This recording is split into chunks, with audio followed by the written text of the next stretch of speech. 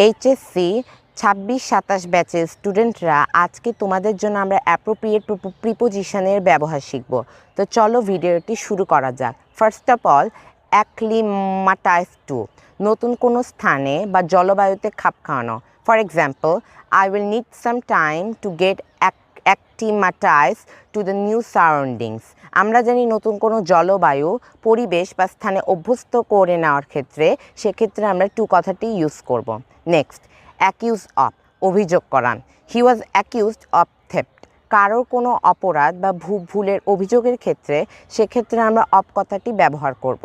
Access to, নিকটে যাবার ক্ষেত্রে। We have easy access to our headmaster, ব্যক্তির কাছে সুযোগ বা সহজে অধিকার পাবার ক্ষেত্রে সেক্ষেত্রে আমরা অ্যাক্সেসের সঙ্গে টু কথাটি ব্যবহার করব। অ্যাক্সেসেবল টু, অভিগম্য। Mister Aziz is accessible to our headmaster, কারোর কাছে সহজে পৌঁছানো বা যোগাযোগ করার ক্ষেত্রে সেক্ষেত্রে আমরা অ্যাক্সেসেবলের সঙ্গে টু কথাটি ব্যবহার করব। নেক্সট ইজ গ্রহণযোগ্য, acceptable two. Your offer is acceptable to me, কারোর কাছে কোনো কিছু গ্রহণযোগ্য হলে সেক্ষেত্রেও আমরা টু কথাটি ইউজ করব।